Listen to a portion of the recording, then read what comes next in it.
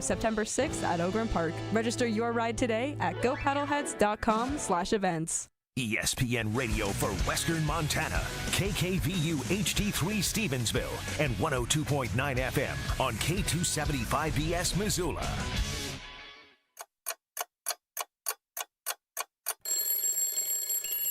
All right, rise and shine, Sleeping Beauty. Come on, hop, hop, hop. Where is the coffee? Fresh pot! You want me to fill you up? Please, please, to the top, to the top, to the top. Thank you. You're welcome. Okay, tell me again, why do you do this show? For the stats. I thought it was for the love. Can we please just do the radio show? I'm ready. Let's do it. Welcome to Tootell Nuanez. Now broadcasting live from the Grizzly Disposal Studios. Say hello to E.B. Craney award-winning sports broadcasters Ryan Tootell and Coulter Nuanez. Hello, Montana.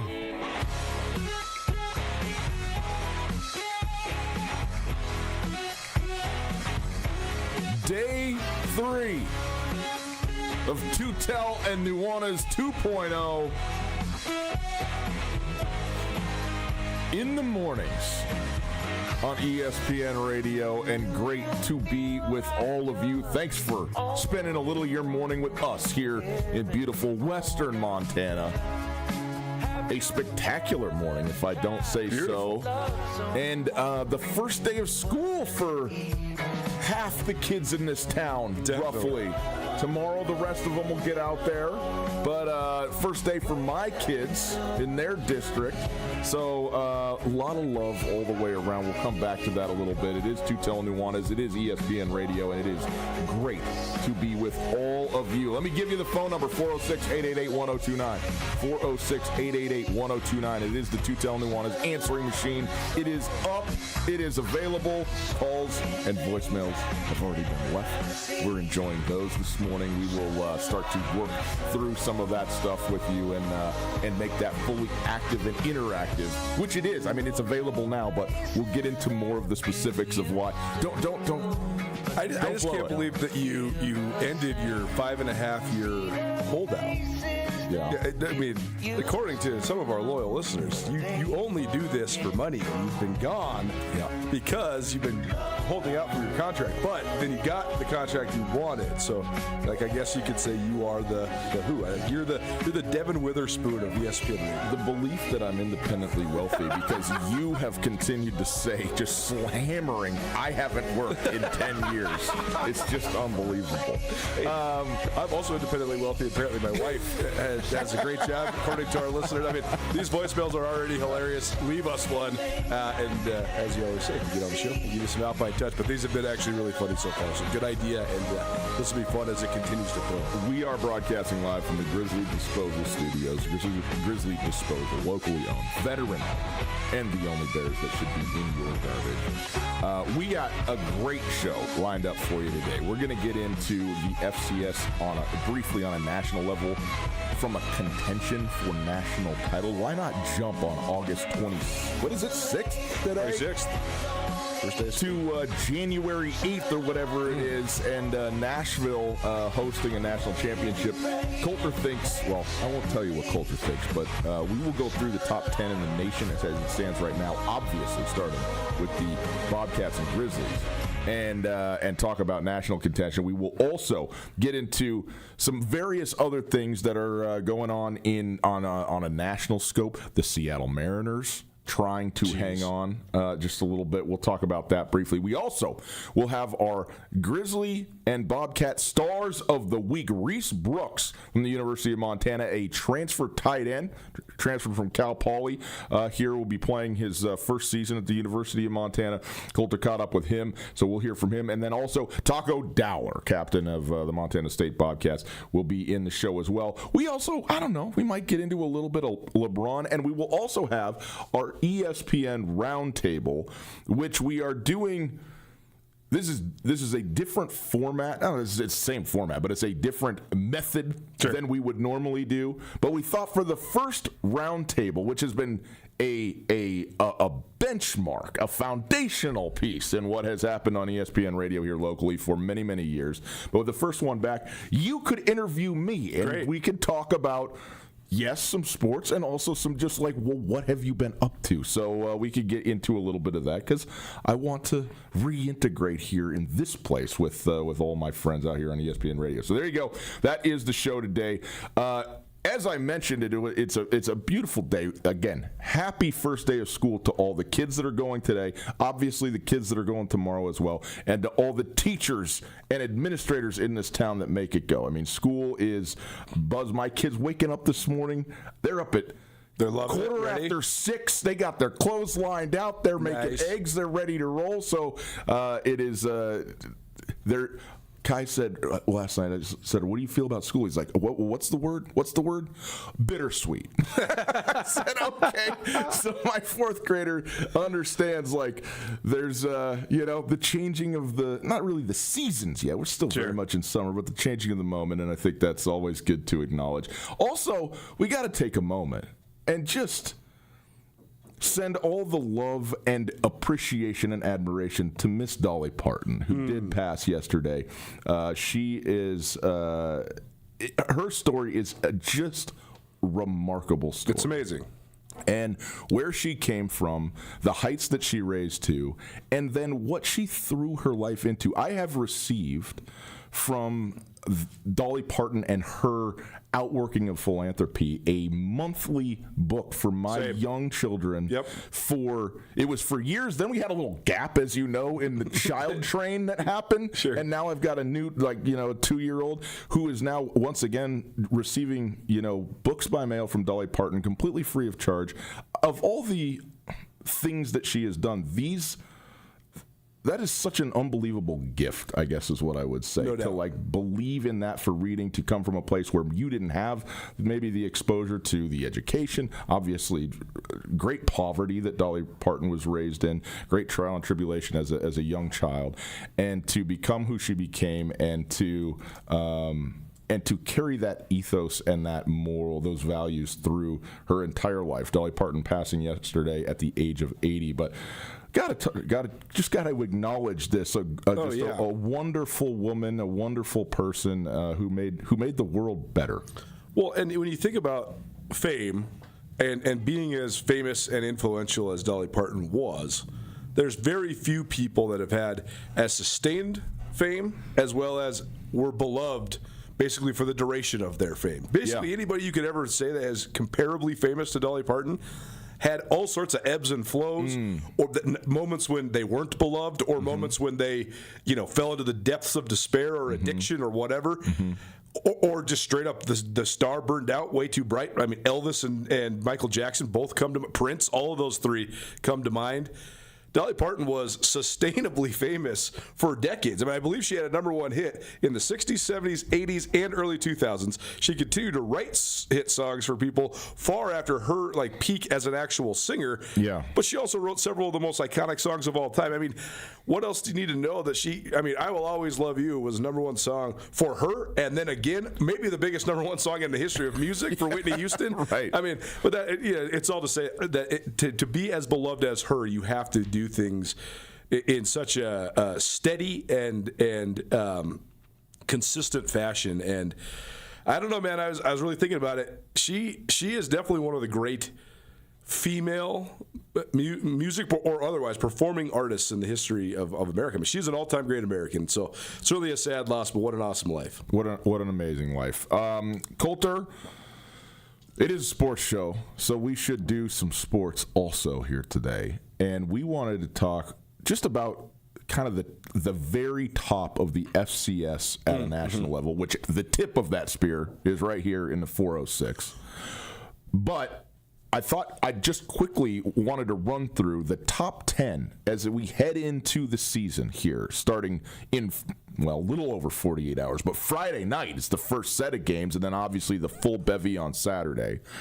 And sort of get your thoughts on the lay of the land in the FCS that does not have a North Dakota State sitting there either squatting on the top of everybody else or lurking for everybody. And even though some other teams in the last 5-6 years have really come up and gotten it done, that the North Dakota State Bison have always sort of been walking around with this big bat, right? And for the last, as we know, 15 years. So with them not being there, it really changes sort of the feel entering the season of, well, who's up to go to Nashville, who's up to win the whole thing.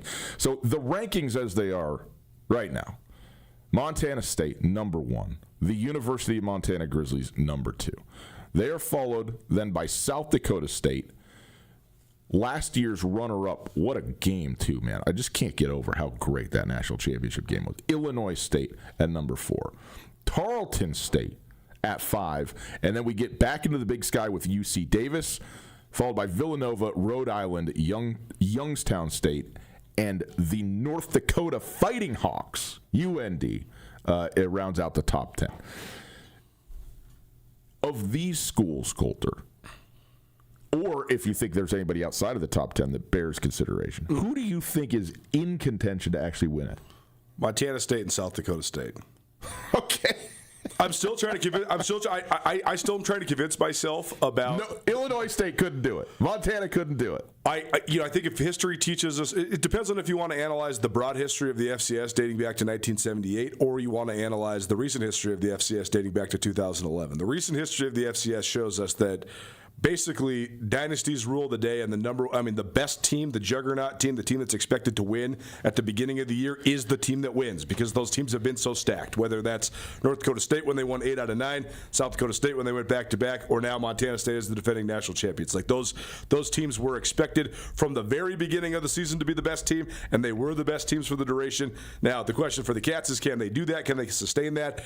For the Grizz, I was actually shocked that the Grizz were ranked ahead of South Dakota State. I think the Grizz deserved to be a preseason top 4 team. I was shocked they were number 2, given the fact that they have a head coach that's never coached a game before as a head coach in his life, and the fact that the all-time winningest coach in the history of the Big Sky Conference walked out the door. I thought on a national level that would be something that would deter voters from voting Montana high. I get the personnel. You got Kaylee, you got Eli Gilman, you got Brooks Davis, but you return almost nobody on defense. You return no returning starters on the offensive line, and you have a first-year head coach. If you got a quarterback, you got a chance. That makes me lean toward Montana being a team that could maybe make a run at a national championship. On the other hand, I have all sorts of question marks about the defense. I have no idea how they're going to operate on a game day. We're going to learn a lot on Saturday night. So this is my. So I'm going to hold here that you said there's 2 teams that can win it. Yeah, and I want to focus in on Montana and say, I think you don't have them on your list of teams that can win it, in virtue of our ignorance, what we don't know about this team. Sure. Also, the fact of the matter is, when you play a playoff system where you get home games, there's only been, I'm trying to think, I mean, in the last 18 years, there's only been 2 times I can think about where a team went to the super favored team that is the host team and won on the road. That's when Montana went to James Madison in 2008 and knocked off the Dukes. JMU. Yeah. And when James Madison went to Fargo and won in 2016. And I guess last year when Illinois State beat North Dakota State. Those are the 3 that really have been like on your home field upsets. The home teams, and especially if those home games are in Fargo, Brookings, Bozeman, or Missoula, they don't lose. So that's the other part is Montana and Montana State are the preseason number 1 and 2 teams. They are not going to be the number 1 and 2 seeds unless all sorts of other crazy stuff happens. Why? Because they play each other the day before the selection show. So somebody has to win and somebody has to lose. So one of the best teams in the country will have a loss going into it. So they're going to need a couple other things to fall their way to be on opposite sides of the bracket. Therefore, then meaning that the winner of the brawl, like last year, is likely going to get home field advantage, which likely then is going to book them a ticket to Nashville. Yeah, I mean, I think I follow the logic there, and it's completely sound, no shock, because it is coming from you. But also, I have to have a list that's bigger than 2 teams for contending for a national championship. Well, I get it that the FCS is extremely top heavy. Sure. It is not spread around nearly as much as it is the FBS level. Yeah. But the idea that Illinois State, UC Davis, Tarleton State, who people don't know about, but is there because they have, I mean, you talk about talent. Sure. Talent for days. Well, they got talent. I mean, for Illinois State, it's a matter of how do you replace your entire star offense. I mean, they're going to have a new quarterback because Tommy Rittenhouse graduated. Yep. Daniel Sopkowitz is trying to make the Houston Texans right now. So, that's your 4-year starter at wide receiver. Vic Dawson, their stud running back, is gone. He was a senior. So, how do you rebuild that offense? Nobody really knows, what's coming out of Illinois State. I mean, I think they're a preseason number 4 because of how they finished last year. But people forget, Illinois State almost missed the playoffs last year. Illinois State got beat down on their home field to Southern Illinois in the last game of the year. They snuck in. They were a bubble playoff team and then had to go on an epic run. Tarleton State, I agree, they're a program on the rise. They've never been past the quarterfinals of the playoffs. I don't even know if they've been to the quarterfinals. They've only ever won one playoff game in a single fall. And UC Davis has never been past the quarters either. And UC Davis had their quarterback bail on them. Caden Pinnock ended up at Washington State. And in a complete surprise, this is total breaking news. I doubt we have very many listeners that have followed this heavily, but Caden Pinnock did transfer from UC Davis to Washington State. He was the freshman of the year last year in the Big Sky. Tim Plow brought in Jackson Collick, who's a kid from Laguna Beach, California, who was a 4-star recruit, who spent 1 year at Minnesota, didn't like it, comes back to California. That was supposed to be the guy that was the starting quarterback for UC Davis. Not the case. They on their first depth chart, Collick is the backup, and they're going with Trainer Cleland, so a kid that's a sophomore that's been in their program. So that was just a little bit of a surprise. That's all to say UC Davis has some quarterback uncertainty as well. Mm-hmm. And, on one hand, he analyzed Tim Plow. Over the last 10 years in the Big Sky, his quarterbacks have been Case Cookus, Jake Mayer, and Miles Hastings. All 3 of those guys were 4-year starters. All 3 of those guys are still playing professional football. So Tim Plow knows what he's doing when it comes to the quarterback spot. But, I still think you have a little bit of hesitancy there, too. So it's all to say, I know that it maybe seems like when I say there's only 2 teams that really could win the national championship, that seems like maybe I'm indicating that's a bad thing for the FCS. Let's be frank. There was an 8-year span where only one team could win the national championship. And the fact that we're talking about is there between 2 and 3 and 4 and 5 and 6 is actually an expansion of like when James Madison left, there was a moment in time there where it was like, is North Dakota State just going to win every national championship for the rest of time? But because of North Dakota State's influence, South Dakota State built it up. Now they're a perennial contender. Montana State built it up. Now they're a perennial contender. How many of these other teams, all these other teams are now going to be chasing those 2. So how much do they influence the rest of the field? That's going to be interesting to see. And the answer to this question could change in the next 6 weeks. But as of right now, I think that the 2 strongest contenders are Montana State, South Dakota State. Okay, but there's a difference between the 2 strongest contenders and only 2 teams that can contend. Sure. But Illinois State was the first team we've seen in 16 years that actually, you're always a huge proponent for the playoff. Love the playoff. Give me a playoff. I want to see upsets. Upsets have been not a part of the FCS playoffs until Illinois State did it. Like Eastern Washington on their run in 2010 did that, and then that went away. Like it was chalk, the best teams at home, 1 versus 2 or 1 versus 3 in the national championship for 15 straight years. So, but maybe that's changing, and I think that would be very exciting for the FCS if that's the case. And maybe just one factor, the departure of North Dakota State, leaves this giant void that actually makes it so there's 20 contenders in the FCS. Well, and I lean more to that. I mean, not 20 certainly, but I do want to know because I think people in this community who are throwing things at their kitchen doors right now listening to you say that effectively the Grizzlies are not a contender for a national championship right now. And what I want to know is... Well, let me ask you this. How bad can you be on defense to be a national championship contender? You have to be a solid B at worst. Because I have no idea. I was thinking about this at practice yesterday. I know what I'm watching when I watch Kaylee Ayad. Yeah. I know he's one of the best players in the country, period. I know that the receivers are really good. Therefore, I think the DBs for the Grizz are going to be pretty good because the DBs have been pretty competitive every practice I've gone to. So I think that on the perimeter, I think they're good. I know their linebackers are good.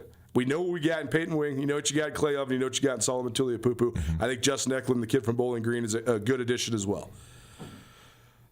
I want to believe the offensive line's better, and if the offensive line is better, then I want to believe the defensive line's solid. But also, they both could be really good, and they both could be really bad, and that exchange has been pretty even, so I have no idea. And I just don't know how they're going to master the scheme. The depth chart came out yesterday.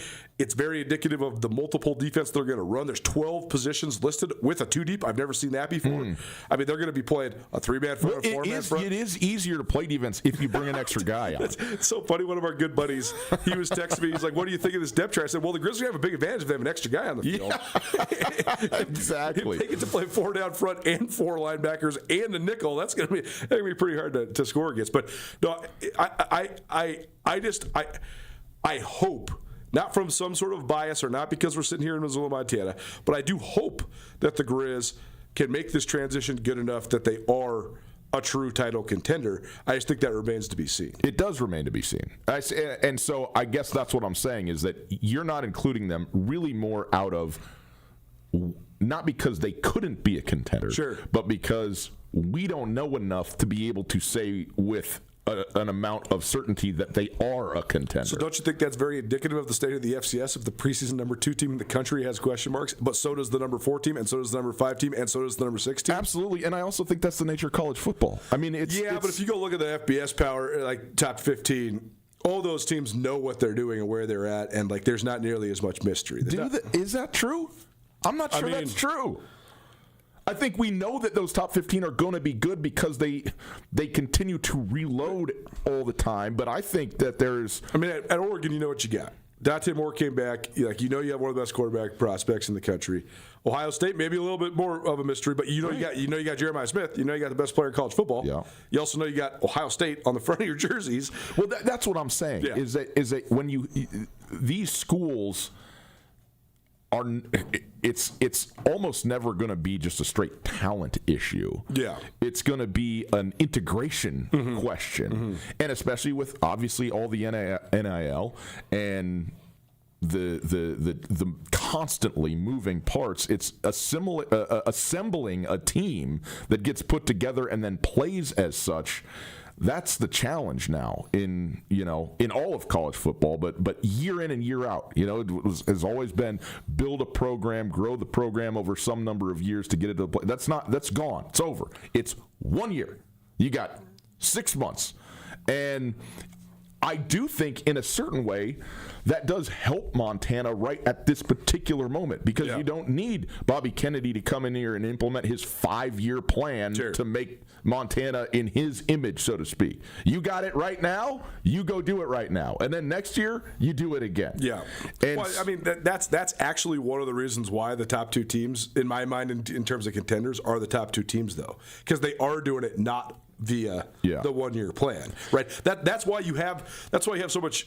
There's so much confidence in people's opinions about Montana State and South Dakota State because it's not like for the Grizz, we're thinking, well, if Landon Ransom goes is really good, and this transfer guard from UNLV is really good, and those transfer defensive tackles are really good. If at Montana State, you're like Justin Lamson, Taco Dallin, Adam Jones. For South Dakota State, it's Chase Mason, like all these guys that have been there that you've seen play. You just have more comfortability anointing them because you've seen it. You've seen them perform at a high level at the FCS level. So here's this: we're just coming at this from 2 different directions, but sort of meeting in the middle on this.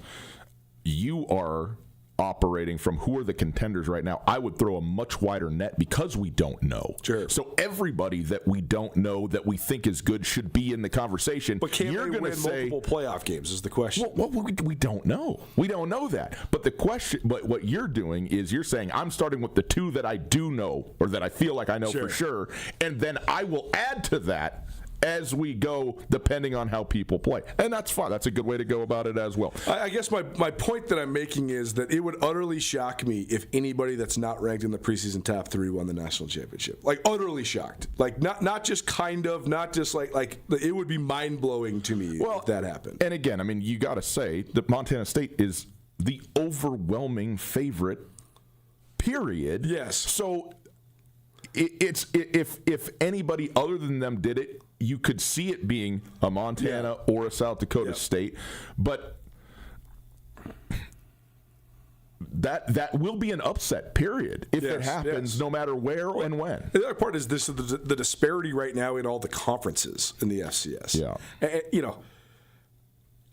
Youngstown State is the third team out of the Missouri Valley Conference that also happens to be the 9th team in this poll. They have the reigning Walter Payton Award winner, Bo Brumgard. He's a one-man offensive machine. He threw for almost 4,000 yards and rushed for 1,500 yards. He had like 60 total touchdowns last year. I guess what I'm getting at is that I just think that the Big Sky and the Missouri Valley are so much better than the other conferences. Like you look at Rhode Island there at number 7 and Villanova there at number 8. Those two teams are going to get whipped in the playoffs, period, when they run into a Big Sky or a Missouri Valley team. So, and again, who knows? Maybe they don't. But, like, on paper, they're going to be overwhelmed from a talent and physicality standpoint. So, like, that's the other thing is if you're going to say, okay, gun to your head, who is the teams that actually could make a run?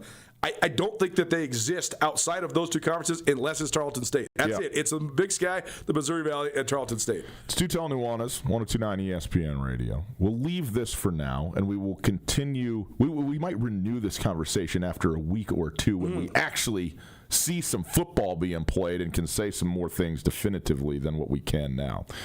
Want to quickly, though, transition into a little trash talk. Can we do that, Coulter? Please. I'm not talking about you and me, even though there's plenty of that to go around.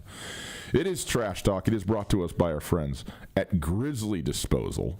Grizzly Disposal, talking trash. That's what we're doing. Now, I got two options here, and I can only pick one, so I want you to tell me what to do. The Seattle Mariners or grocery store clerks. Those are the two options you got. You got to go Mariners, man. Okay, the Seattle Mariners,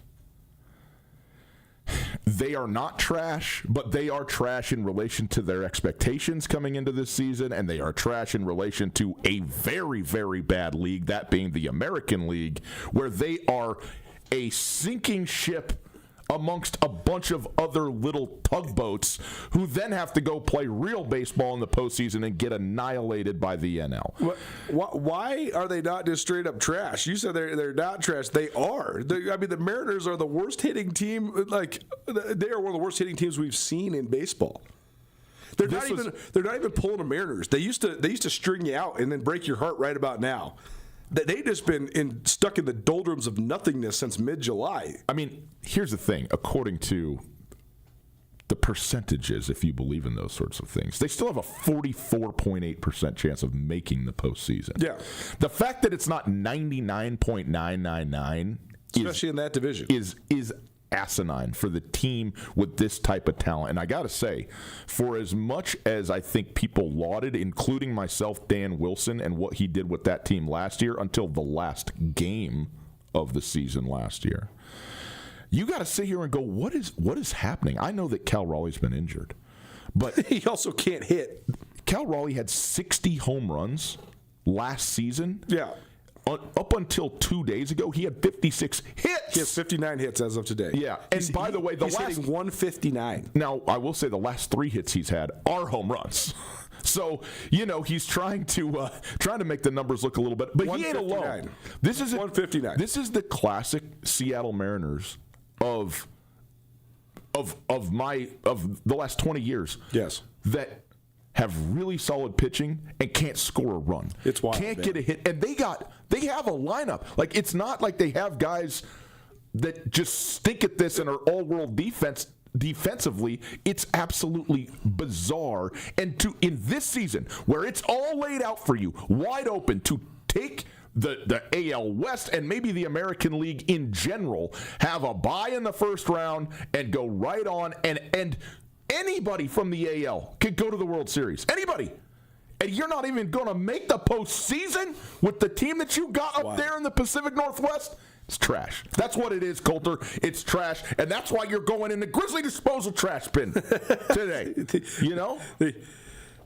I would actually love to know the phenomenon that ever since the Mariners set the single-season win record in 2000, I think it was 2001, Ichiro's rookie year. Yeah. they have just been one of, if not the worst hitting teams in baseball. That's 25 years. It's insane.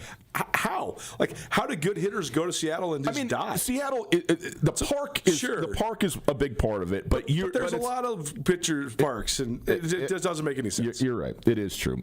It is Trash Talk. It is brought to us by Grizzly Disposal. Grizzly Disposal, veteran-owned, locally owned, and the only Bears that should be in your neighborhood. We'll take a break. We'll come back with Grizzly Star of the Week, Reese Brooks, next.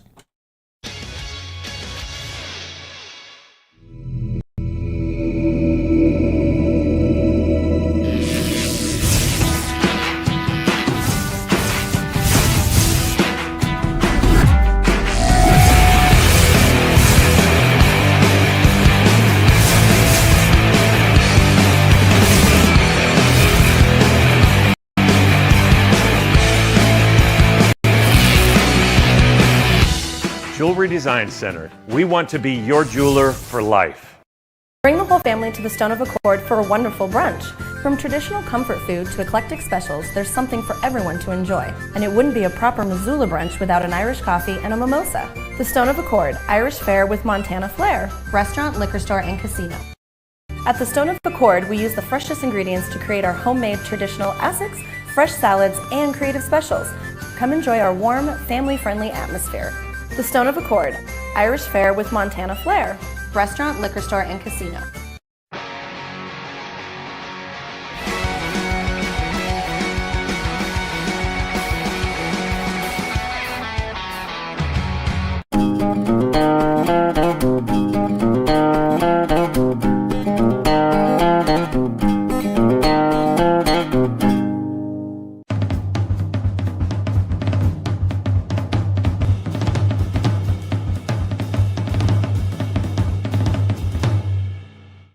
In honor of our great nation's 250th anniversary, Mattress Firm is having its biggest 4th of July sale ever. The entire lineup of top-rated mattress brands are on sale with prices starting at $149 up to top-of-the-line mattresses with lifetime warranties. Get the sleep you deserve with payments starting at $39 a month. Mattress Firm has pillows, sheets, adjustable bases, all on sale too during their biggest 4th of July sale ever. Locally owned and nationally known Mattress Firm. Mattress Firm, where it's easy to get a great night's sleep.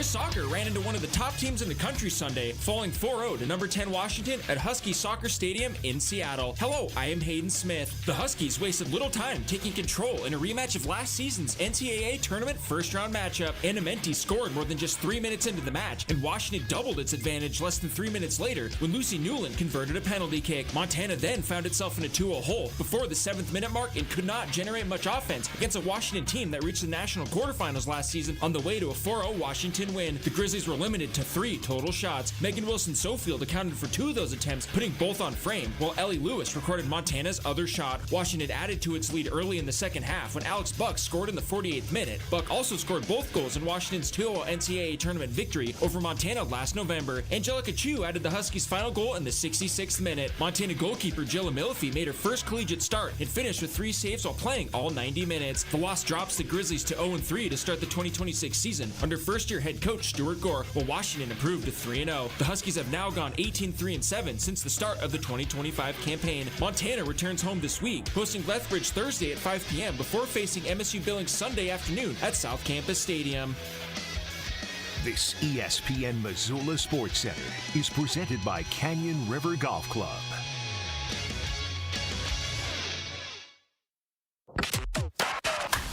Tootell Nuanez on 102.9 ESPN Radio for Missoula.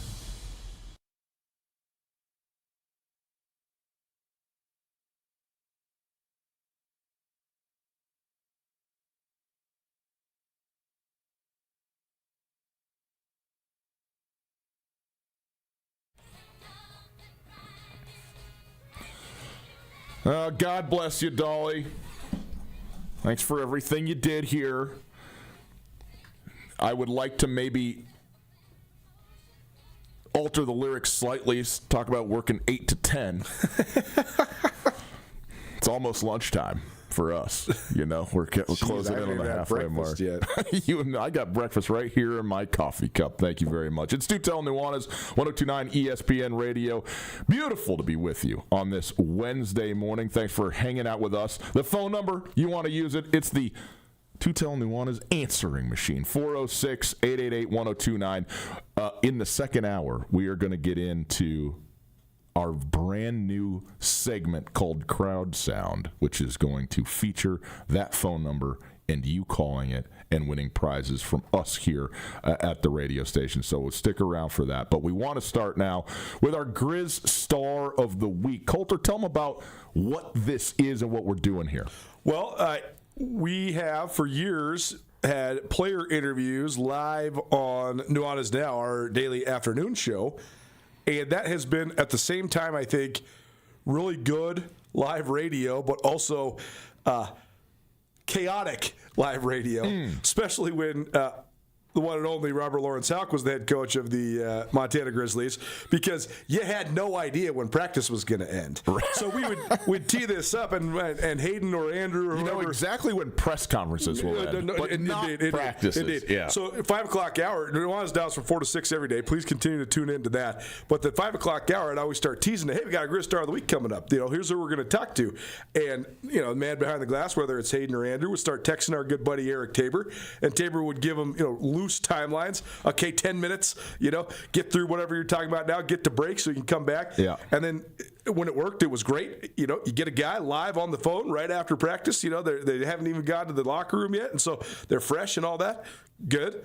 But then a lot of times, you know, especially on Tuesday practices when it's big work day, 5:50, 6:50 rolls around, and there's nobody on. And so now you teased for 45 minutes that you got this guy coming on, and they didn't come on. So, and I know, I mean, first of all, we gotta give Tabor a gift card or something like that, because I mean, running around trying to get the guy, and where's he at? He needs a gift card for a new car from us, because you know he's sending one guy to talk to this TV guy, one guy, to talk, but then he's like, well, where's Coulter's guy? I got to get him on my phone. How we're doing these texting us. So, anyways, it was fun, but it was a little chaotic. Now, because of Newsome scheduling shifts, I'm going to be able to at least make it to Grizz practice once a week. So I'll be able to just go see the guys. And so, like yesterday, Reese Brooks didn't come out till 5:54. That wouldn't have worked on Nuanez Now. We would have only got him for one question, but yesterday got to hang out with them for about 10 minutes. So we will have at least one, if not two, Grizz player interviews for you each week here on Tootell Nuanez. We will also have Grizz player interviews for you each week on Nuanez Now as well. And Reese Brooks, an interesting one. He's from Round Rock, Texas, which is he went to Cedar Ridge High School, which is a prestigious high school there, big-time football program. One of those typical FCS guys where he was a good receiver, but not quite fast enough, so that somebody had the bright idea to put him at tight end. Well, now he's a fast, smooth, athletic tight end, even if he's, you know, quote-unquote, only about 230 pounds. Yeah. I think he's a really good player. The depth chart came out yesterday. He was third. I think that's because he got dinged. He was the number one guy all through spring and all through fall camp. I also think with Titus Rohr, who's 6'7", 265, and Mariano Birdno, who's 6'5", 260, those guys are going to be their sort of inline, traditional type tight ends. Reese Brooks is going to be the receiving type. Well, I think, too, it's also good just to highlight the position group of tight end, which I think has been kind of the missing member, so to speak, from the skill positions on the offense the last several years. And you can't say anything bad about the Grizzly offense, certainly, but it'll be interesting to see now with a lot of the same folks in place, but still obviously a new head coach, new running back coach, and just a new vibe. How much the tight ends, work their way into prominence or not in this iteration of the Grizzlies? Well, that's the thing is on one hand, Evan Schaefer was first team all-conference last year, but it's not because he caught a bunch of passes. Yeah. It's because he was the best inline blocking tight end, in my opinion, in the country. Hey, so make your money however you do. We could have a whole conversation. Maybe we'll save this. Maybe we'll touch on this in hour number 2 a little bit. But the way the Grizz blocking scheme has worked with a lot of the outside zone concepts and Evan Schaefer's ability to seal the edge is one of the main reasons why Eli Gilman is so dangerous in the open field. So can they replace that element is big time. I do think the guys they have right now at their disposal have a huge chance of being more involved from a pass catching standpoint, but you got to replace the guy that sets the edge. Our Grizz Star of the Week probably presented by Aspen Sound. We had our good buddy Ian Finch in here yesterday. He is working with Aspen Sound. He's a Grizz wide receiver, Missoula Hellgate graduate, and he was cutting some ads for Aspen Sound. This is the spirit of NIL to me, right? Ian, he gets himself an automatic car starter in his car from Aspen Sound, and then he cuts some ads in exchange for that. That's a pretty good deal, pretty good trade. Yep. Ian Finch, a local guy just like Aspen Sound, is a local business. If you want window tinting, car starters, or stereo equipment in your car, hit up Aspen Sound on Broadway in Missoula. Grizz Star of the Week, a debut here on our ESPN Radio. Well, reporting from Grizz football practice, Reese Brooks, tight end for the University of Montana, joining us now. What's up, man? Thanks for doing this. Hi, thank you so much for having me. I'm stoked to do this. Well, first of all, tell us about just sort of your path to Montana. You've been here for a little while now, so tell us about what brought you from first Texas, then to Cal Poly, and now up here to Missoula. So originally, I went to Cal Poly. Had a great connection there with head coach Paul Wolf. Love him. He's my agent now. Unfortunately, he ended up getting fired. So after that, I was talking with my parents about what I should be doing, and then I entered the transfer portal, came to Montana, absolutely loved it here whenever I got here, worked hard every single day. It was absolutely amazing. I would not want to be anywhere else. Did Coach Wolf help you with that connection here in Montana? Yeah, he did talk to a little bit of some of the coaches. They said that we have a receiving tight end over at Cal Poly. So I was really excited for that, especially whenever he called me. It was amazing, so yes. Well, he certainly he's coached here for a variety of different places, right? I mean, when he was the head coach at Eastern Washington, when he was at Sac State as an assistant, Cal Poly. So what sort of things did he tell you about what you might expect being a Grizz? So he told me that the culture is a lot different. Everyone there is very intuitive in football. Football is a very big aspect here in Montana. So I'm absolutely loving it. Get that feeling of just being around, and it's very, very big around here. So I love that. He told me about the weather. I was pretty excited to come see the snow. I've been in Texas all my life, so I've never seen really snow like that. It was absolutely amazing. So you didn't mind the winter? No, I didn't. I actually loved it. I thought it was super fascinating, to be honest. Seeing all the big, huge mountains, seeing all the snow everywhere was absolutely amazing. Well, that's very cool, and certainly I'm glad that, because a lot of times warm weather guys get here for the winter and they're like, nope, I ain't doing this. I'm getting out of here. So tell me about just the way you've been able to fit in so far to the offense. I thought you had a great spring. I think you've had a great fall camp too. So how have you sort of worked on your role and sort of bringing your strengths to the Grizz offense? So I'd definitely say that my strengths are, route running, catching the ball, getting up in space in the field. So that's what I have brought to the offense. Me personally, I need to work on just getting better at blocking and, knowing the offense more as a tight end. I've been playing receiver all my life. This is my my second full year playing tight end. So the coaches are very in tune and helping me with it. I love to learn. I love to be in the books, and it's absolutely amazing. So tell me about that part, because you were a receiver in high school, right? Yes, sir. So when did you first sort of start making the shift over to tight end? So I first started making a shift over to tight end in my senior year of high school. I ended up getting some injuries my sophomore, my junior year, so they wanted to keep me off the ground. I ended up playing tight end, but they also still ended up using me in space as a receiver, technically. And that's whenever I started learning about, the pulling scheme, gap schemes, run schemes, and it was pretty cool, pretty exciting. How have you adjusted just to the physical element of playing tight end? The physical element of playing tight end, I just got to put on weight. Yeah. As a person that was playing receiver, I was a skinnier guy, fast metabolism, so I got to eat a lot, got to stay on and keep drinking my water. What are you weighing right now? About 230? Yeah, about 230, yes, sir. I mean, that's big enough to be tight end right now, for sure, no doubt. Got to keep growing. Reese Brooks joined us here on ESPN Radio. So tell me about your track background, because you're a great high jumper, right? Yeah. So how much do you think that helps you on the football field? I think it helps me a lot. Just being in tune with knowing how to jump at a certain height and a certain time really does help me a lot on the field. My track experience was pretty fun in high school. I loved high jump. it was just something that kind of came naturally because I was just a taller guy, had pretty good height in my jump. So it was pretty easy to get in tune with it, and I just loved it. What was your PR when you were high jumping? My PR was like 6'5". That's good. 6'6", yeah. Yeah, I mean, that's good for a big guy for sure. Did you play hoops too? Yeah, I played a little bit of hoops. I followed my brother. He used to play basketball at Cedar Ridge, and the head coach on the basketball team was asking me to come, lead, get some football in tune in there. Just make sure to lead and everyone be tough. So that's what I liked about it. Well, tell me about the tight ends group here at Montana, because it seems like you guys got a bunch of talent, but also a bunch of different styles of tight ends, right? I mean, you got Titus, who's 6'8" or whatever he is, and Danny Sermon, a big guy too. But it looks like Mario Alberto has made some strides as well. So just take me through the group and what you've thought of how you guys have come together so far. Yeah, I would definitely say that everyone does have their own strengths and weaknesses in the offense, but the good thing that I like about the tight end room is everyone helps with their strengths with everyone else's weaknesses. Mm-hmm. I would probably say Danny Sermon, strongest guy, loves telling me in the weight room, loves to teach me what I need to do and what's better, what's not better. Nano's a great blocker. He also helps me, and so is Titus too. They both help me with my run fits, hand fitting, all that stuff, my steps. I help with the route running, that's pretty cool. I love that.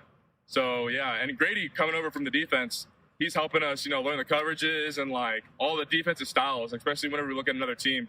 And he shows us the keys on what we need to be doing against the defense. Well, him being a linebacker, it seems like he's got an aggression when he's blocking. I know Clay Evans said he doesn't like really going against Grady Walker. So do you think he's made the adjustment pretty well? Yeah, I honestly do, especially for someone that I don't know much about Grady's background. I think he was a tight end. He was a receiver in high school. Receiver, okay, yeah. So he was a receiver. He can catch the ball, and coming back to it, he's fitting the offense pretty well, learning it. So it's really great to have him over on the offensive side of the ball. Well, how about Coach Fennessy? Because that's one thing that's interesting to me about this coaching turnover is that the offensive guys, by and large, are pretty much the same, right? BK coming from the offense, Brett P still the OC, and then Coach Fenn working with the tight end. So how has he sort of melded with your group, and what sort of things have you learned from him so far? I would honestly say that Coach Fenn is such an influential coach, especially on the same things that I said about, the tight ends helping with strengths. He really does help us learning it all. And the big picture of things and the small picture of things, knowing where to aim on each side of the shoulder, knowing what to do on the offensive side of the plays. He's really a great coach, and he's really enthusiastic. I love his enthusiasm. Even whenever he is yelling at me, I love to have a coach like that because those are the best coaches in the world. They'll always try to bring you up. Even if they're screaming at you, they mean well because they care. What do you think about the potential of this offense with all the weapons you guys have? I think the potential is exponential. It's insane. We have great offensive weapons. The receivers, they're all doing their own thing. Everyone has their own strengths and weaknesses there. They can all catch the ball. They can all run fast, run routes. Quarterback Kaylee Ayat knows where to put the ball. All the other quarterbacks too know where to put the ball, read the offenses super well. Offensive line, they're always doing their thing. They're always helping up other people and striving and being strong on the offensive line. Love that. Running backs, absolutely amazing. Eli Gilman, always making plays, always knowing where to hit the gaps in the reads. So are the other running backs, and just absolutely exponential potential on all sides of the offensive football. Saturday night's going to be an exciting one for all you guys, but you get to actually run out of the tunnel for the first time. So what are you anticipating it to be like? I've seen some pictures, man, and wow, I'm woof. I'm not going to lie. I can't wait for it. Honestly, something that you dream as a kid, just running out of a huge tunnel, getting to see all the fans in the stadium, the huge crowd noises, all of that. I'm just absolutely excited and stoked to go be able and experience that. Well, Reese Brooks here on ESPN Radio. Excited for you, man. Thanks for doing this. Yeah, thank you so much for having me. I appreciate it. There you go. Reese Brooks is our Grizz Star of the Week. Grizz Star of the Week also brought to us by Pomps Tire Service. Pomps Tire Service offers auto service, tires, and 24/7 roadside assistance. Visit online, pompstire.com for more info. Take a break, come back. A brief fantasy football conversation.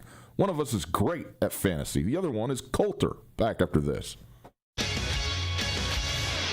In honor of our great nation's 250th anniversary, Mattress Firm is having its biggest 4th of July sale ever. Save up to $1,000 off top-rated Tempur-Pedic, or save hundreds off Purple mattresses and premium adjustable bases. Save up to 50% on top-of-the-line mattresses, all backed by their 365-day guarantee. See store for details. It's their biggest 4th of July sale ever at your locally owned and nationally known Mattress Firm. Mattress Firm, where it's easy to get a great night's sleep.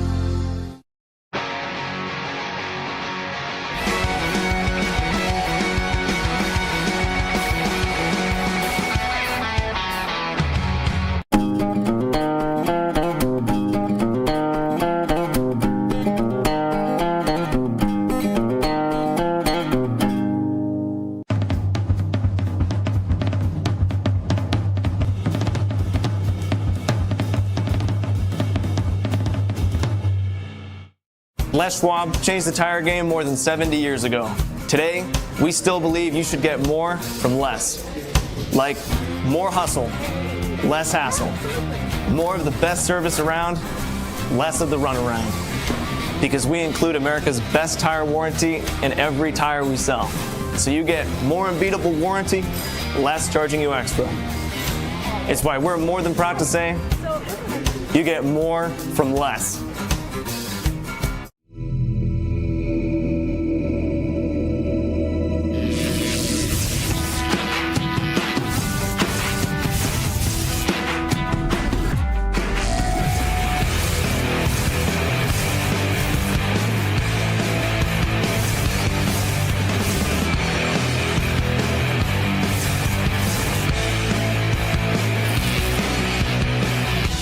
Jewelry Design Center. We want to be your jeweler for life.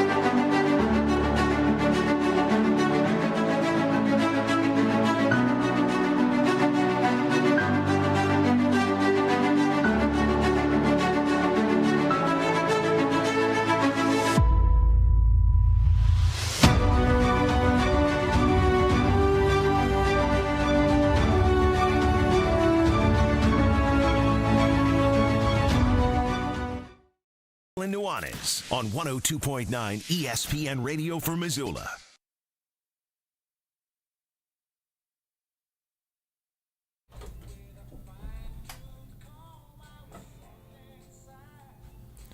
Welcome back to Tootell Nuanez, 102.9 ESPN Radio.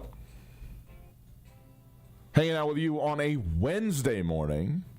First day of school for many in this community. Students, parents, teachers. Full first day for everybody involved tomorrow. Thinking all the kids going back to school, man. Love this time of year.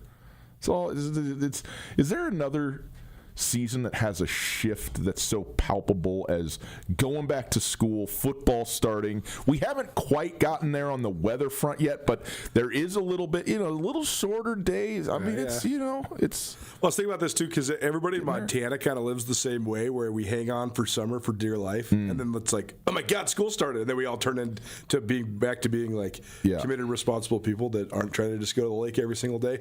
And a programming note on that note, our good buddy Jordan Tripp, I teased this on Nuanez Now, and I think we might have teased it on here earlier this week. He was going to join us here today, but because of a surprise 70th birthday for his father-in-law, as well as then a Scripps Sports call it's been interesting to to work with Southern Utah and Utah Tech again.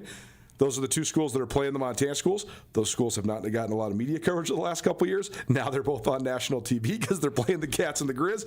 And they're scrambling a little bit. Sports Cats are scrambling a little bit. So the production call for the TV broadcast for the Grizz game got scheduled right now. So those guys are jumping on the call here in about 8 minutes. So Jordy had to reschedule with us. But he will be in here in studio with us at some point. So we didn't lie to you. He will be, former Grizz and a great color commentator now for Grizz football on the television. Jordan Tripp will be with us at some point. But that's all to say, it's an exact example of your dynamic. It is. Like, all of a sudden it turns the first day of school and we're like, oh, we got to go back to our real lives. Summer's over. You know what other time of year it is? It's fantasy football season, Coulter. Now, I am not here to sit here and give people advice. If you'd like it, call the phone number. Okay? But what I want to talk about is your orientation to fantasy football, and mine, not just you, in general. Yep. You are in 5 leagues, is that right? Yeah, and I want to get out of them. Yeah, so that's your bad. Well, but because I have a lot of friends. No. I think it's great. You're not allowed out because, as myself and our good friend Blake Hempstead mentioned, who's also in our league, we all enjoy the bye week. when you come up and around. Yeah. Okay, but also here's the thing: I win my fantasy leagues that I've been in for my whole life. The new edition is just not for me. Here's the thing: tell me this truly. Yes. This is I truly want to know how to do this. Yeah. If you do have more than 2 fantasy teams, when you're watching NFL Sunday, you are rooting for and against yourself at all times. So what is the fun in that? Like, how do you find fun and also skill? It's a good question. I think, first of all, that really the undergirding question is how many leagues is too many leagues? Yes, and I think more than 2 is too many. I think 3 is a sweet spot. I think that I've had a bunch before at times, and it is difficult to. I mean, once you have a baseline of information that you're working off of and a belief system about what you're doing, sure. You don't have to attack each and every league the exact. Sure. You come with some baseline knowledge. But also, if you're in more than 2 leagues too, if you do have sort of a baseline team though, and then you draft one, like you have a strategy, like this happened to me last year with Brock Bowers. I got Brock Bowers in 4 out of my 5 leagues. What did Brock Bowers do? He got hurt and missed 10 weeks of the season, and all my teams were tanked because I used my second pick on it. You got to diversify your portfolio, Coulter. This is just like but just then all like of a sudden, the stock market. You got this guy. I understand what you're saying, but also each league is unique, and so stop rooting and start paying attention to each league and focus in on those guys, and then just let it happen. And then root for your Vikings. I mean, it can't be worse than that, Coulter. You got conflicts of interest. The biggest piece of fake news that Ryan purports on this show and has for more than a decade is that the Vikings are one of the worst franchises in the NFL. That's not the problem. The Vikings, in fact, are the same as they've been for 1998 is the outlier. Other than that, the Vikings are the same. They just make the playoffs 2 out of every 3 years and then lose in the playoffs in the first round over and over and over again. I have never said they're one of the worst franchises in the NFL. I have said explicitly they are the worst franchise in the NFL. Which is just so untrue. It's just so untrue. Well, it isn't. It has nothing to do with anything other than just, everything. That's pretty much it. It is Tootell Nuanez. It is 102.9 ESPN Radio. Hey, people, 3 leagues. That's the answer. That's what you want to be All in. right. So you're letting me out. 5 is not too many. I'm just saying 3 is ideal. But no, I'm not letting you out because it's the only league we're in together, and we need this. This is hours of content for you just being there, okay? So auto draft, and I'll see you week 1, okay? Let it roll. I'm winning this year. Hour 1 is in the books. We'll come back. We'll do the ESPN Roundtable. Coulter's got questions for me. What have I been up to? We'll find out after this. It's ESPN Radio.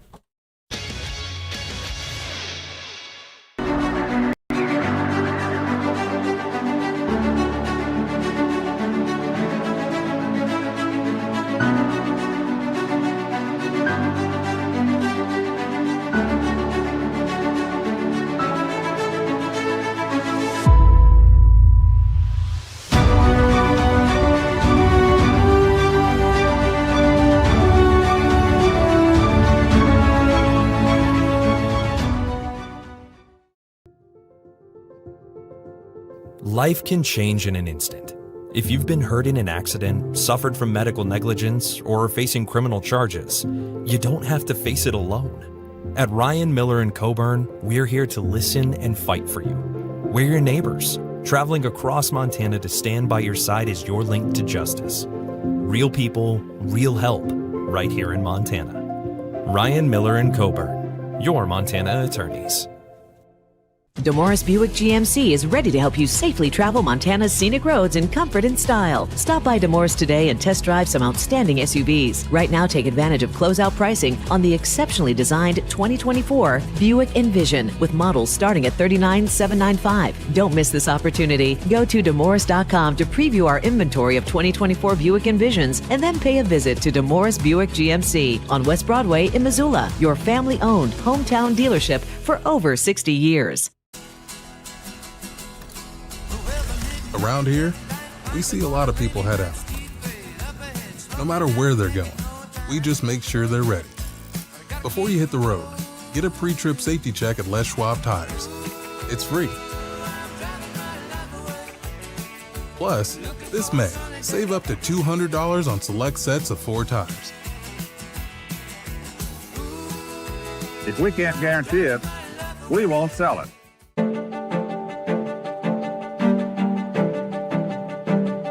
Life's about the journey, not the destination. Right? Why can't it be about both?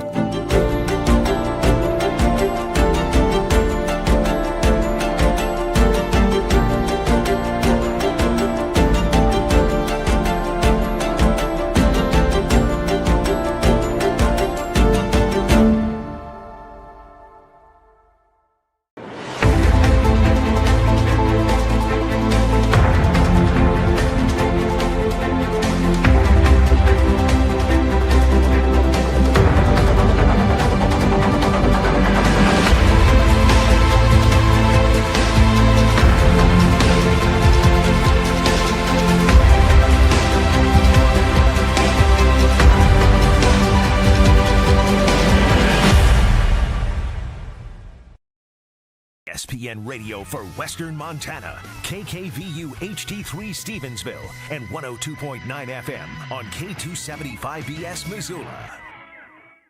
ESPN Missoula Sports Center.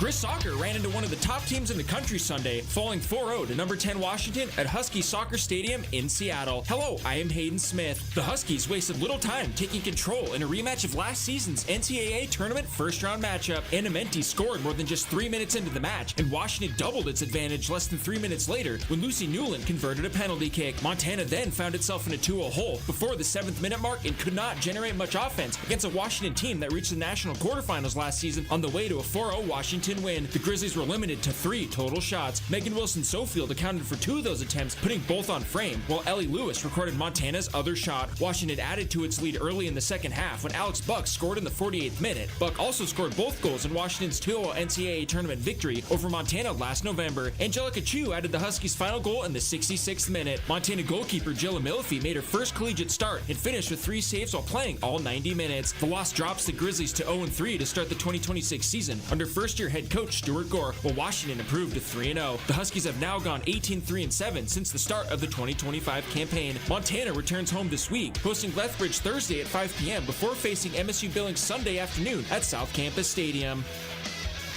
This ESPN Missoula Sports Center is presented by Canyon River Golf Club.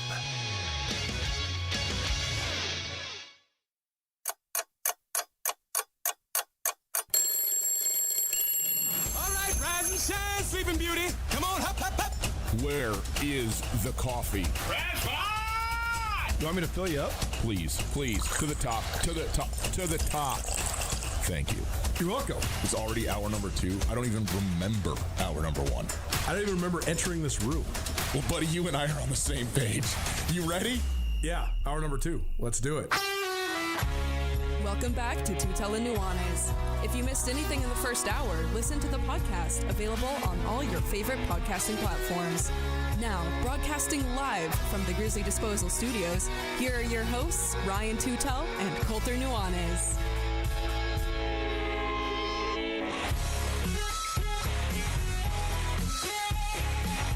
Hour number 2.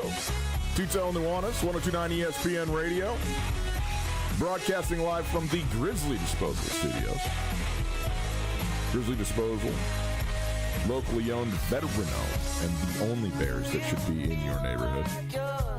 Great to be with you on this spectacular Wednesday. Hope you are well wherever you are, working into the new seasons as they are coming forward. And we are starting a new season right here. Day 3 of Tootell Nuanez 2.0. Are you do the count? How long do you think you can make the countdown last? The count? Like like, are you going to be like? Should I keep episode 3,654? Absolutely. So you are really old. Yeah. So how much time do you think you have till you retire? Like, what's the over/under for episodes for this? Retire again? Yeah. Well, as we talked about yesterday, I think it was the first day. Like, you were like, I've only been to 200 Grizzly games, even though I've been doing Grizzly games a quarter of my life, a quarter century or whatever. Yeah. Is 1,000 seems pretty gettable. 3 3 years. I'm saying that's an easy threshold to get to. I mean, you're in your late 50s, so I am very spry. No, Ryan is not in his late 50s. He's in his mid 40s. I'm just kidding. You probably have, I don't know, 18 years left till retirement. So let's say we do 250 shows a year. Yeah. So I think episode 4,500 is a good goal for you. I love that you just gave us 115 days a year off. That's amazing. Somebody let the bosses know. 250 a year. Quite frankly, gentlemen, from what I'm hearing in these voicemails, it doesn't sound like either of you need a job at the moment. That's right. Yeah, that's right. This is point. Strictly volunteer work. Here's the deal, though. I just figure, once you get your tenure back up, you're gonna be getting 3 to 4 weeks of vacation a year, right? So then let's call it a 48-week year, right? Yeah. Do the show 5 days a week. Yeah. 48 weeks a year. That's 240 shows. Yeah. Okay. So that's in fact 125 days off a year. We're just like your brother. We're teachers. Yeah, except it's split up more. Well, sure, a little more. Well, and to be fair, it's not just doing the show that is part of this job. We also have to go to the games and the events and et cetera, et cetera. Yeah, I mean, weekends are basically 100 days a year, so that's fair. Indeed. All right, Coulter, it's time for the ESPN Roundtable, and today we wanted to start with a little different style than what we traditionally do in this spot, and I'm happy to do that. So let's do it. ESPN Roundtable, probably presented by Stockman Bank of Montana. Stockman Bank is in Montana, only in Montana, and they plan on keeping it that way. You will be able to find the ESPN Roundtable once a week here on Tootell Nuanez, once a week on Nuanez Now, and then we'll also still have it during our Thursday noon hour as well. So looking forward to that. But we'll debut it sometimes Wednesdays at Nuanez Now, sometimes Wednesdays here on Tootell Nuanez. Just depends on who our subject of the week is. It's usually our long-form interview of the week. We try to craft it towards what are big-time storylines right now in the wider world of sports. And the biggest storyline I know in the state of Montana is that Ryan Tootell sitting back in the lead chair here at ESPN MT. So this will be an interview about Ryan. How did we get here? Where did he go? And why is he back? Appreciate Stockman Bank for their continued support of what we got going on here at ESPN Radio. So let's start here. I feel so nervous all of a sudden. Well, what do you mean? There's nobody that likes to talk about themselves more than you. Well, I know, but man, I want to like fake humility here. That's actually not true. That's a very mean thing to say. But usually, you get in here, you know what you're doing. You're talking about other people, talking about yourself. It's a different deal. Sure. Okay. Right. So let's start here. Okay. You have claimed, despite the fact that you have lived more places than any of my friends, that Missoula, Montana is your home. Yes. Your center. Yeah. And correct me if I'm wrong, you actually were not born here. That's right. So to give people the path that first led you guys to Missoula, for those that have not been following along for a long time, Ryan and I, all jokes about his age aside, we are 8 years apart, seven and a half years apart in age. When Ryan's family moved to Montana and my family moved to Montana, we lived just a couple miles from each other. But my very first friend, we moved to Montana in April of 1993. And my very first friend in my life in Montana was Austin Tootell, who's Ryan's youngest brother. And our mothers both became friends. They were both volunteering in the classroom and working at the PTA and making great cookies. So, me and Austin were like, I'll trade you my cookie for your cookie. We got a great friendship. Austin has been one of my great friends for the last, how many years is that? 33 years? We've been great friends ever since, we met when we were 5.5 or 6 years old. But growing up, I'd always go down to the Tootell's house and hang out. And Austin would come up to my house too. But when you're a kid, 7.5 years is a lot. He's shaving? Like when I met Austin, you were already in middle school. And then by the time we were old enough to actually know what the heck was going on, you were gone. Like you had already gone off to college, et cetera. Yep. So even though I was really close with Ryan, I was actually probably better friends with your middle sister, Lindsay, because she was only 2 years older than me. So we went to middle school and high school together and all that stuff. But Ryan and I knew who he was, but we were not friends really at all until circuitously, we sort of reunited for a variety of reasons, which we could get into or maybe not. But just give people sort of what brought you guys to Montana and made this such a special place to you. I was born in Montana. I'm fourth generation Montanan. I was born in Billings, but only in virtue of it being the closest hospital to where my parents were living in Lame Deer. Oh, very good. Montana, and out there on the Crow Reservation, but I was weeks old when we moved to Polson. And I lived in Polson till I was still a pretty wee lad of like 5 or 6. And then we moved to New Mexico. And I lived in Santa Fe during my elementary years. And then we returned to Montana, but to Missoula for the first time when I was going into middle school. And when Austin, our mutual friend, who also happens to be my brother, was going into kindergarten and got on the bus with you, and the fairy tale began. Well, so then you got to tell people, we don't have to go through the whole life story, but this has always been a special place to you. Yeah. But you have to tell people how you then came back to here and started into this radio career, because you and I have both together and separately given, talks, done Q&As down at the University of Montana Journalism School, and always these kids are always asking us, well, how'd you get into this? And like, what are the things you did to like make yourself into a radio guy? Right. And we both have such dumbfounded answers. Like, it's way better to ask guys like Riley Corcoran and Keegan Galogly this, because they're like, well, we wanted to be radio broadcaster, play-by-play guys since we were 10. Yeah. We practiced all the time, and then we went to school for this, and we got degrees in this and whatever. I'm just a newspaper guy that somehow got handed a microphone, and you're a philosophy major that somehow got handed a microphone. Yeah. So take people through that element of your story. Well, when I was getting done with high school, I was trying to think about, okay, well, what do I want to actually do in the world? And that, you got to remember here, the format of sports talk radio is not old.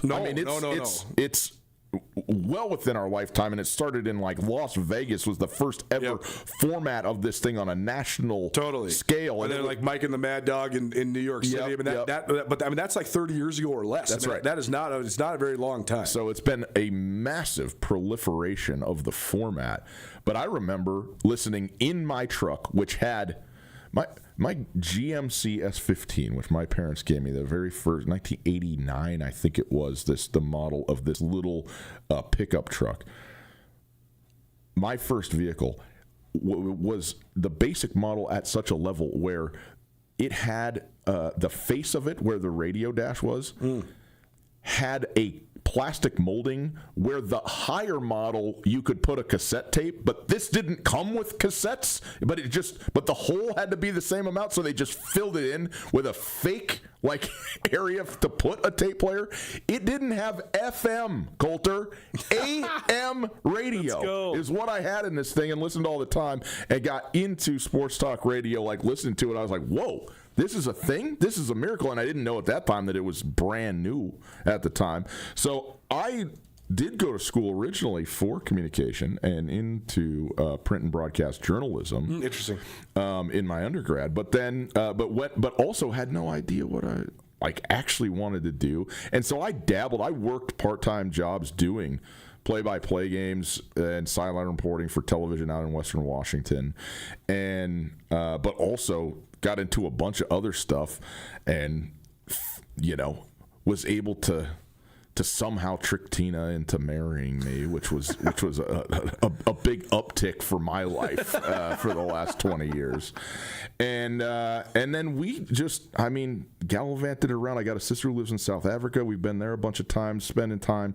We have lived a number of different places. I would consider Western Washington and Seattle, Tacoma my second home. I went to college at Pacific Lutheran University in Tacoma, Washington. Shout out. Parkland, more specifically, which is the epicenter of all good things. And if you've driven there, you will invariably agree with me on that. And then, lived in Seattle proper for several years as well. So enjoyed that a lot, but also just the call home. Montana I am a Montanan, period. And Missoula, I grew up here, and you asked, well, how is this the place for you? And I have thought about that a lot, because when we most recently packed up our family, which was at the time 5 and has now grown to 6, and when I left the radio station 5.5 years ago, it was to travel full time in a truck and trailer. We sold our house, bought a truck and trailer, and lived in a camper and RV driving around the United States of America for about 2.5 years. And it was absolutely amazing. And every place we'd go, it'd be like, well, this is a cool place. Well, this is a cool place. Well, this place sucks. Okay, keep her moving. And this is a cool place. And then you go, well, what would it look like for us to live here? Well, what would it look like for us to live here? And at the end of the day, you are, we're all a product of our environment. Sure. And this is the place. And a lot of it is the people, of course, our family, our dear friends who we've known for such a long time are in Montana. And it is a unique culture, environment, place to be at a national and global level. It just is, and I love it. And it's also what produced me. I'm a product of this place. And Tina, my wife, who is even more itinerant and bouncing around in her life, all her upbringing than I ever was, has really never had a home. In terms of a place, because she has been just moved and displaced and around so very much. She's the one. I went to grad school at Kalamazoo, Michigan, Western Michigan University. Shout out Broncos. And after we got done with school, I don't know if you know this, Coulter, but being the spouse of a student who's in grad school is not a nice life. I can only imagine. You are just so poor, and you're so funny. Your spouse, in this case, me. My wife has asked me multiple times, would you ever consider going back to school? What if you went back to law school? You'd be a great lawyer. I said, are you asking me for a divorce? If I went back to school, I mean, I know I could do it. I don't know if you would want to do it. No, it's so much harder for some, because you got the thing, if you're the one in school that you're about and focused on and doing, and then you got this person that you've drugged to the middle of the country, we know not one soul. Nobody, yeah. And I will say, I love philosophy. I love it. And as a result, other philosophers or my fellow students and colleagues we have great times discussing all the minutia of the universe. If that isn't what you're into, which represents almost everyone on earth, including my wife and all the other spouses and significant others, it's the worst table that you could possibly find to sit at. It's the 100% nerdiest nerds talking about the dumbest things all the time, the smartest things, with great passion. It's this, but just with made-up stuff. Okay, so I'm not going to belabor the point. But when I got done with school and we were leaving Michigan, I said, Tina, it's your turn. Where are we going? When we got in the van, this is not a lie or an exaggeration at all. We got in our minivan with, at the time, our very firstborn daughter, who just turned 14. She was still 0 at this moment in time. Finished grad school, shut the door on our condo, got in the minivan, and we had a destination, which was coming to visit family and do that, but we had no place we were going to live. And in the car, we were just talking. I said, okay, it's your turn. I took us to Kalamazoo. Where are we going now? And she said, you know what? I think I want to live in Missoula. And I was like, let's go. So we came, what was home for me and for her the first time, and that's what got us into this town officially. And then I was like, you know what? Philosophy's fun, but it's not as fun as sports. And I looked up the ESPN affiliate here in town, found out it was Missoula Broadcasting, and came in. And here's something that people should know: if you can sell, you can pretty much work in any industry you want. That's correct. So I started here with the master plan of taking over the broadcasting side of these radio waves, but I started here in a sales capacity, and that taught me so much, and also was such great value to go out and meet all these amazing people in the community, all these business owners, small business owners. Later in life, I would become a small business owner, utterly against my will, but it did happen. But to have had the chance to act and interact and talk with all these folks across a wide spectrum in Missoula and western Montana, across the state, was and continues to be such a wonderful wealth of relationships and time spent together. And so that's kind of how it started for me to get my foot in the door. And then, eventually it was obvious, put this guy on the radio, for God's sake. I mean, what else is there? It's our ESPN Roundtable. Ryan Tootell, our guest, even though he's the host of this show. That's right. It is proudly presented by Stockman Bank of Montana. Stockman Bank wants to keep money in our communities, helping our friends and our neighbors alike. Stockman Bank is in Montana, only in Montana, and they plan on keeping it that way. Let Stockman Bank show you Montana's brand of banking. Okay, so much of the recent evolution of this, like one of the trigger points for when this whole thing between us here at ESPN Radio, but also just the media and sports media industry in general, altered for actually a fair amount of time, was when the pandemic happened, and we were in Boise. It was like this slow drip that turned into this tidal wave, and then all of a sudden, like, I'm laying in the back of the car being like, my life is over. My business is going to go upside down. The radio show is going to be gone. What are we going to do? There's not going to be any sports. Everything's done. And we certainly endured, and, in some ways, so much that happened on a global level in the pandemic was awful. But in some ways, it was actually one of the better things that ever happened to us here at Missoula Broadcasting Company, because we kept on doing it. We kept on broadcasting, and I think that really meant a lot to the community. But there's been such a almost cynical and negative tone around sports, particularly college and high school sports, over the last 5 years because of all the things that have altered sort of simultaneously with all these global events. And so much of that is stemmed from and driven forward by money. But for you, what are the things that you are still optimistic about within the world of sports? What's the thing that still makes you want to? Right, most people that quit their journalism addiction, they quit it. They don't come back. You came back. Why? What's the thing about sports that makes you want to come back and do this? Well, let's start here. When I left the radio, 5.5 years ago, it was the last thing that I wanted to do. So I wasn't. I love everybody here. Have always. It's one of the best parts about working here. Everybody here is so cool. And was just very, very sad to do what I felt like we needed to do as a family, because there's a lot of different reasons, that are personal reasons about why we did what we did. Sure. But the adventure and the opportunity that came about also in no small part because of the pandemic. I mean, sure. There was a very real stretch, Coulter, and you remember it well, and you outlined it, where we sat here and we went, well, we don't have jobs. What are you going to talk about? There was everything went away, all the advertising, everything, and this is obviously for everybody in the country in a lot of different ways. So, but it certainly was true here. But leaving, I did not leave on any type of cynical, burned out, frustrated, upset with certainly anything here or anything in the sports world at all. Mm-hmm.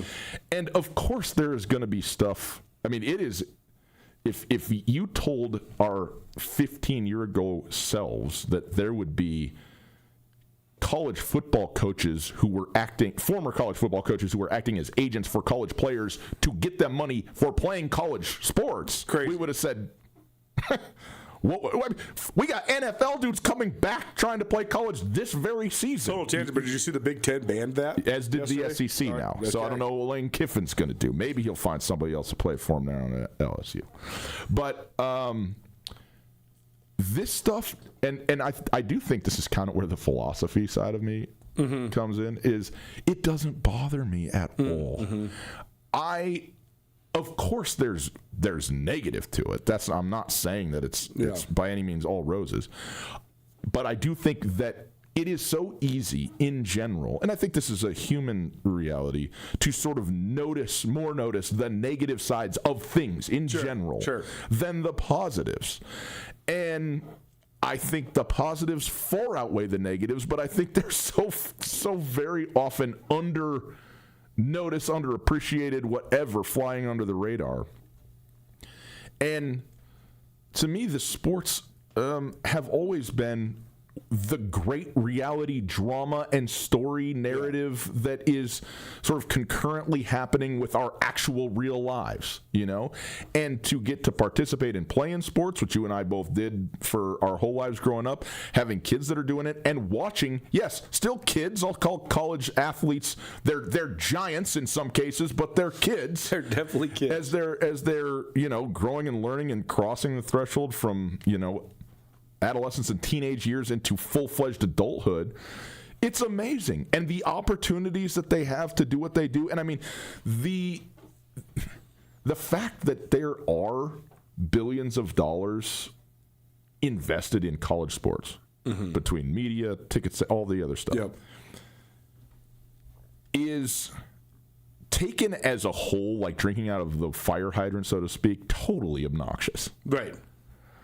And yet, the fact that there is a draw to this that's so widespread and broad, I think really touches on something that's communal. And having, if the University of Montana was not playing football at Washington Grizzly Stadium, the opportunity for 28,000 people to come together on a Saturday and have a great time, sometimes have to do some conflict resolution on the spot, but to get to have this moment together. It's the same thing about concerts, big, small, middle. Yep. It's all the things that we do as groups where we are all brought together with the same interest, whatever it is. My daughter, Zoe, bless her, has been so into rocks. My son is into rocks right now, too. We were at the Smithsonian in Washington, D.C., and they had a rock exhibit. Like, that was one of the 3-month installations that they had. There was, I want to say it was like 140-carat diamond on display. Zoe's like, show me the onyx. Walks right past it, wants to see like the stones that she's interested out of her little book. But we went to, they have like a rock hounding a weekend, I don't know what, the conference, for lack of a better way to say it, of rock hounding enthusiasts and people who go out and find these things and cut them up and polish them and do the whole thing. Hundreds and hundreds of people for a weekend here at one of the conference centers in Missoula are together looking at rocks. Now, is that something that I would have been the first person in line for? No. But when I went, I go, oh my goodness, look at this group of people who's so interested in the varieties. And then you go, well, look at how beautiful this is. And like, man, if you just know what you're looking for and know how to work it, all of a sudden you got this beautiful thing, in some cases a functional tool, and it's amazing. That's what we do, man. That's what we get drawn together by these things. And sports, as it turns out, is one of, and this is not American, this is global, this is historic, this is going back to ancient peoples of some forms of physical competition, man. You can go to ancient Greece, obviously the Native Americans, everything. And that, I used to kind of fight against that. One of the reasons I didn't get into sports radio or sports media full time from the very beginning when I graduated is I was like, well, it feels too flippant. Sure. What is the real value? Like, shouldn't I be doing something, quote unquote, capital G, good in the world? Yes. Of course you can, and you should, and we do, by the way that we treat each other, take care of each other, our families, etc. But also, at some point, I'm like, I'm not fighting upstream on this. I love this, and I'm going to keep loving it, and I'm going to press into the enjoyment that this brings me and that I hope that it brings other people. And so when I finally got over myself, sort of, and my ideologies, and just let what gets me excited be the driving force, it all opened up. Tootell Nuanez, Ryan Tootell, our impromptu guest here on the ESPN Roundtable. ESPN Roundtable presented by Stockman Bank of Montana. Stockman Bank invites you to experience the Stockman difference as a family-owned community bank with locations throughout Montana. Stockman Bank committed to enriching the lives of Montanans and helping our community succeed. What that means to you is your money stays in the local economy, supporting your friends and your neighbors. Stockman Bank, Montana's brand of banking. We'll keep it on Montana, one of the most famous, one of the most accomplished, and one of the most affable stars in the state of Montana, Taco Dowler. Montana State recently anointed captain will join us next. Don't change that dial. Keep it right here. It's Tootell Nuanez.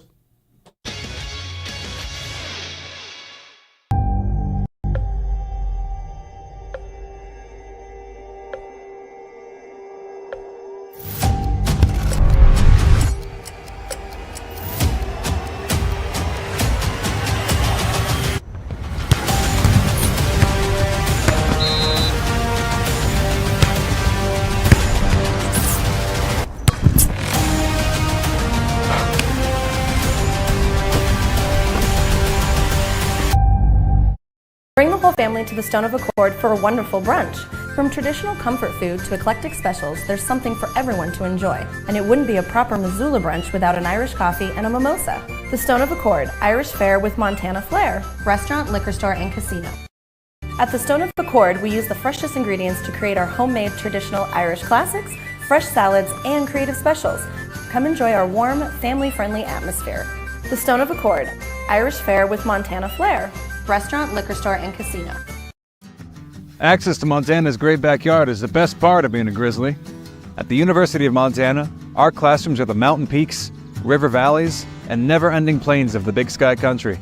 We provide students with the hands-on training to protect and enjoy hunting, conservation, and stewardship. UM launches the careers of outdoor leaders so that they can protect our traditions and ensure they are passed down for future generations. Because what's made in Montana is remaking the world. Why would any business let you use their product and give you 365 days of reassurance? Mattress Firm does because they believe in their mattresses. Save on top brands like Nectar, Tempur-Pedic, Beautyrest, Serta, Stearns & Foster, and others. Mattress Firm carries $149 mattresses all the way up to the luxury Purple Rejuvenate Premier. 0% in payments as low as $39 a month, along with 365 days of reassurance. See why Mattress Firm is Montana's best place to find the sleep you deserve. Mattress Firm, where it's easy to get a great night's sleep.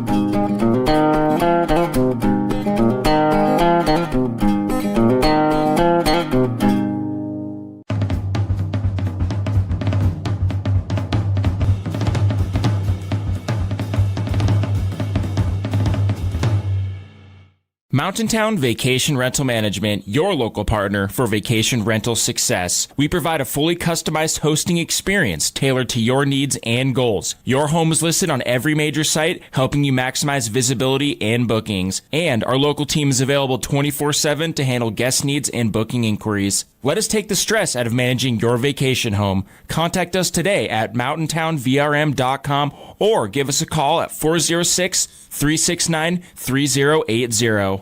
ESPN Missoula Sports Center.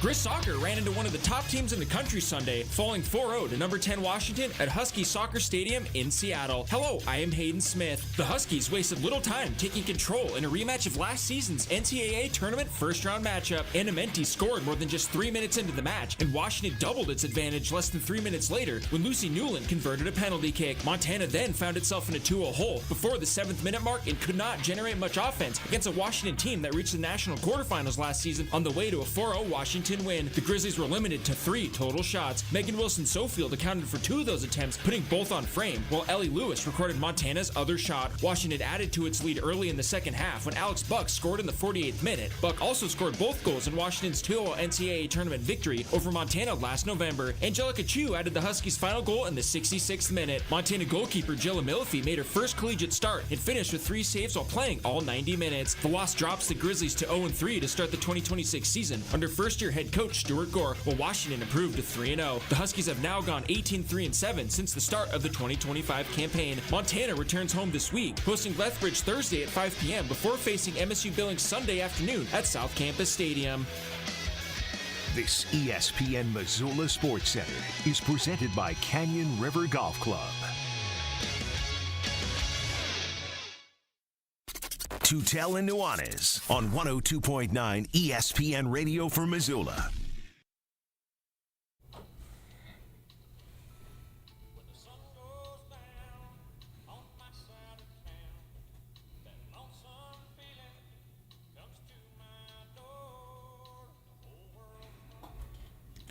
Now, what do we got here?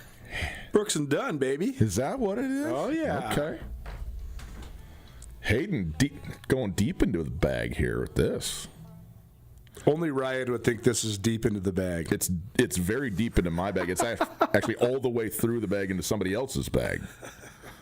I'm not saying I don't like it. I'm saying, it's just not in my sphere. Not a lot of comps to Brooks and Dunn.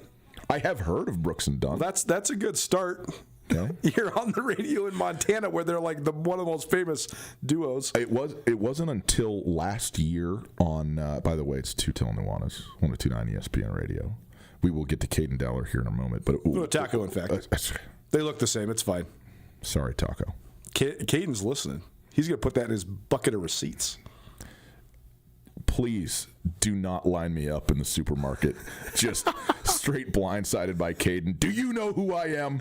I'm not Taco. Tell your story. He's not me. Tell your story, then I'll tell a great Caden Dowler receipts story. Last year on College Game Day, the big one, the ESPN TV, the one that's the second in line behind our ESPN College Game Day in terms of prestige. That's correct. Dirks Bentley was on. Now, I don't know if it's actually like on the man's birth certificate, but that's his name. Why would you pick that as your stage name if it's not a name you'd pick to have as your name? Well, I think it's a pretty great, like if you're a country artist, a Dirks Bentley, come on. I mean, like Johnny Cash, good stage name. Yeah. Dirks Bentley, I don't think I'd choose Dirks Bentley. All I'm saying is I thought absolutely that's the band. The band is Dirks Bentley, here I find out, no, that individual man, his name is Dirks Bentley. I said, what? How did that happen? This is the conundrum of country music, right? Everybody thinks that Sawyer Brown and Rascal Flatts is a guy, but they're not. They're bands. But Dirks Bentley might be a band, but he's not. It's a guy. Yeah. Well, I can tell you this for sure. Tool, that's a band. Okay. Back to the Dowlers. We were sitting at the Big Sky kickoff. This is so funny. I guess let's start at the beginning. I took a whole crew to Nashville for the national championship game, and in the post game, just pandemonium. Yes. I mean, this is as elated as a group of people can be. Yes. You got all the Bobcat fans rushing the field, the Cap players. Yeah, it's an interesting deal because, like, as we always say, we have no rooting interest in these games that we cover. I just want all the athletes to do really well. I root for good stories first and foremost. But at the end of the day, when a team from Montana wins a national championship, and it's the first time in 16 years that a Big Sky team's won a national championship, and it's the first time in 25 years that a Montana team has won the national championship, I'm feeling pretty happy. Absolutely. I'm not jumping up and down and screaming and yelling like a fan. I'm trying to be professional, but it's pretty good. It's amazing. But then when you're in the 4A, you just never know what's going to happen. Yeah. So then all of a sudden, when I'm getting carried around the field by Paul Brott, first of all, I'm like, how big is this guy? How strong is? I mean, I am big. Big enough to carry Coulter. I mean, that's I'm big. pretty big. He is way bigger than me. Yeah. So, anyways, then from across, this is actually a secondhand story, but several of my photographers, they were wearing branded gear, whether it was ESPN or Skyline hats. And one of them sees one of our photographers, Caden Dowler sees one of our photographers, and he says, "Oh, Skyline Sports." He says, "Tell Coulter, I remember on August 16th of last year when he had a segment about how does Montana State replace all their great seniors and can they be national championship contenders?" Totally remember the day and the episode. Okay, so then fast forward to the Big Sky kickoff. Myself and Samuel Akem are sitting down with Caden and Taco Dowler at the same time, which is just a glorious thing to do because twin brothers are just so fascinating in general. That's right. Watching them play off of each other was just it was epic. It's a great interview. You can check it out on our various channels. But Sammy does a weekly breakdown. He comes here on ESPN Radio, but he also does a weekly breakdown on his YouTube channel. And so Sammy was asking Caden about his rise last year. Caden Dowler's been hurt for multiple iterations, but last year he finally got fully healthy, and look what he became. He's the Big Sky dominant. I mean, he's the defensive player of the year in the league. Yeah. And Sammy was sort of asking him about his ascent, and Caden just looks at Sammy and goes, "Well, I knew I made it by week 7 because you started calling me Caden instead of Camden." And I'm just like, this guy keeps all the receipts. But here's the thing. I am more than happy to be a motivational factor, right? If some of the narratives we're spinning or some of the storylines we're talking about goes in the receipts bucket for athletes and then they use it, good by me, man. You know, if you're out there to prove us right or prove us wrong, that's all good. Have at it. You know, have at it. Taco Della, though, a young man that has incredibly high expectations coming into this year. He had one of the most iconic runs that we've seen, from the 3rd and 20 against the Grizz in the Super Bowl to the game-winning touchdown in overtime in the national championship. Insane. You know, and another 75 catches for 1,200 yards in between all that as well. You know, he's a first-team All-American coming into this year on the preseason list, and he was just voted a captain from Montana State. So here is a couple minutes of excerpts from Taco Della's press conference at Montana State on Monday. Well, Taco, same question for you that I asked Caden, just being captains with him for the first time in program history. What does that mean to you? Yeah, at the same time that brothers have been captains. Yeah, it's cool. It's an honor. Lucky we're close in age, I guess. I think that the Daly brothers, having that Coach Daly as a coach is just even cooler. I mean, you get to see how family-oriented this place is, and it's pretty cool that brothers are captains, and our teammates look at us like that. So being a captain is obviously one of the greatest honors you can have on a team, especially a collegiate team, and doing it with your twin brothers is pretty cool too. So yeah, it's pretty cool. For both of you guys going into your last year, what was it like wrapping up your last fall camp and going into your first week of the season?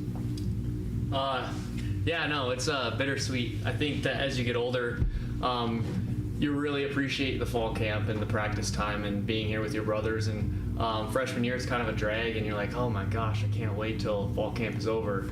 But as you get older, I found myself, I was like, I don't want fall camp to end, really. Obviously, I want to play football games and be in the season, but when you're doing football all day, it's pretty fun. And I think that's just it just talks to this place and how special this place is and how awesome it is when we are in this building. But we're really excited to get going on some games, and yeah, it's just been a good last couple months. Yeah, for me, 6th fall camp, 5th fall camp for you. Yeah, I mean, it was awesome. You know, I feel like definitely took a step offensively. I feel like the guys, you know, every practice we came out and competed well, which I was really happy about. And yeah, I guess like he said, I'm excited to play some football now. You know, you kind of get into that point where you're just playing against your defense, and I think we got plenty of work. The guys competed really hard, but no, I'm ready to get to the season and play against some different teams. But no, it was awesome. So fall camp's a great time if you love football. Taco, in that 24 game, you had touches in rushing, receiving, and you had a long punt return that game, a bunch of punt returns. What do you kind of remember about your performance and just the environment in general? Yeah, I remember them being really good on defense. I remember them giving us troubles, and us having to come up with a certain play that we ran about 12 times that it just kept working. So they came out and started out hot. I remember they were a lot better than we anticipated, and that's our fault back then. So I'm trying not to look too far back in the past.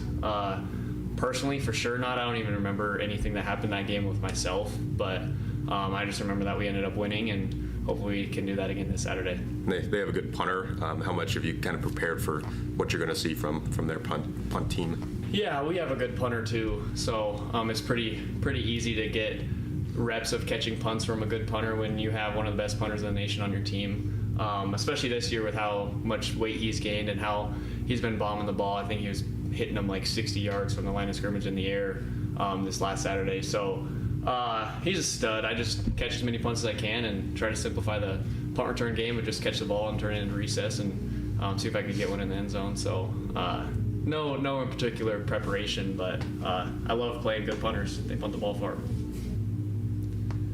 Yeah, I agree. I think Justin and Caden both said it right. If you worry too much about the external factors, you're doing the wrong thing.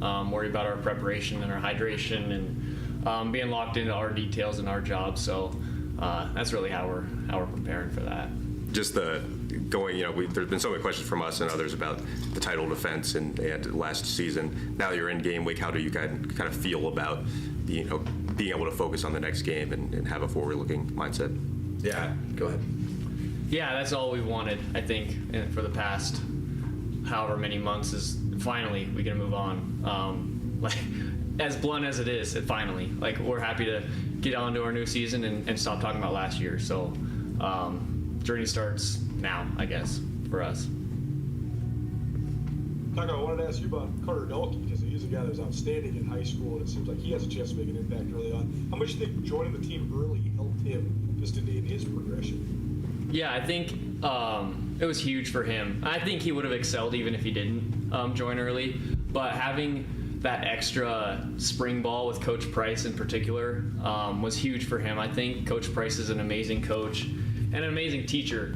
So coming in and learning receiver play and true receiver play from a true receiver who played with Josh Allen is pretty cool, and you learn a lot. I've learned a lot this last year, just so much more than I have in the previous years, just because he's been in that position and he's done it, and he's done it at the highest level. So it's been huge for Carter to come in and learn from that and ask me a bunch of questions, ask Dane and Parker a bunch of questions about leverage and random stuff that probably doesn't make a lot of sense to you guys, but he's a sponge. He's smart, he's a sponge, he asks so many questions, and he's quick, he's as dynamic as they come, and he's gonna surprise a lot of people this year, and especially in his career, he's gonna be a stud. So I love that guy.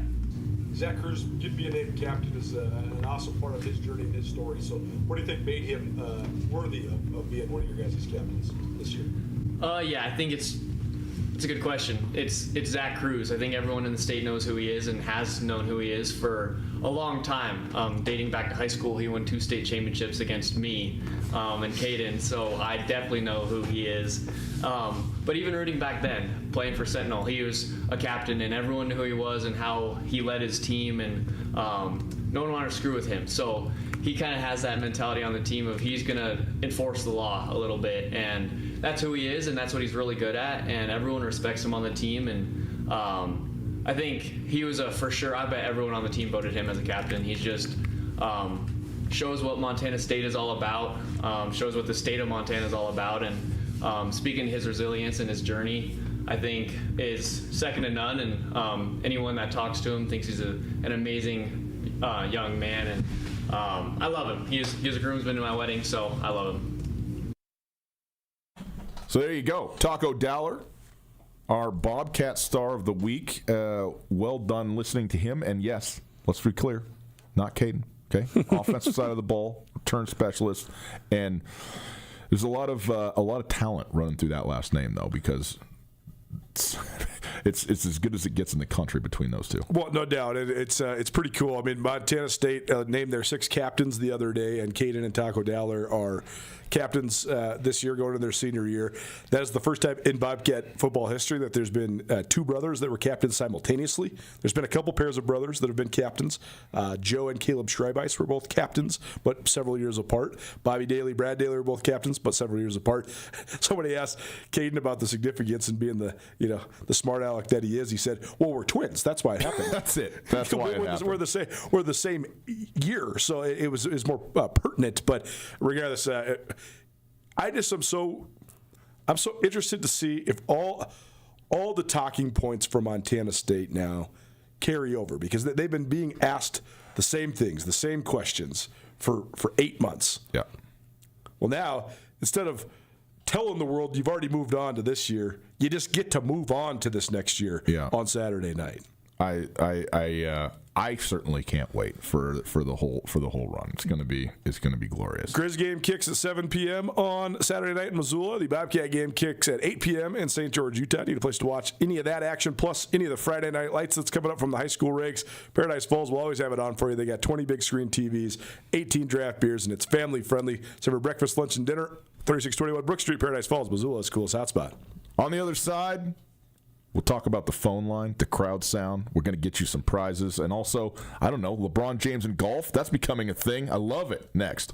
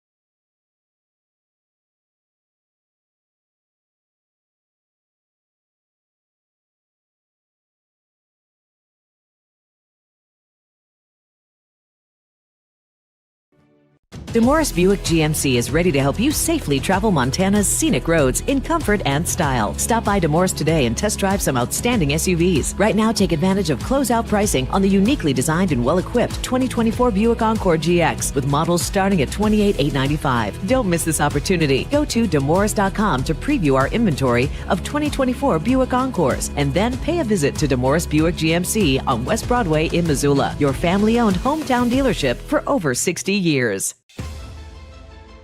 It's easy to see why Montana is the treasure state. At the University of Montana, we look inside.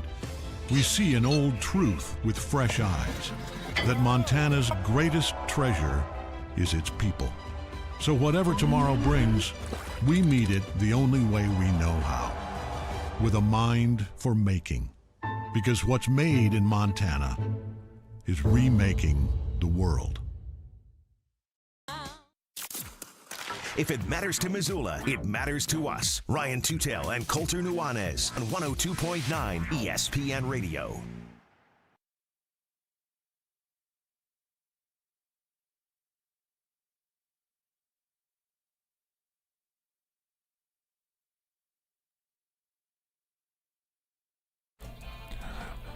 Welcome back.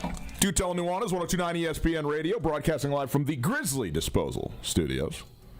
Grizzly Disposal, locally owned, veteran-owned, and the only bears that should be in your garbage.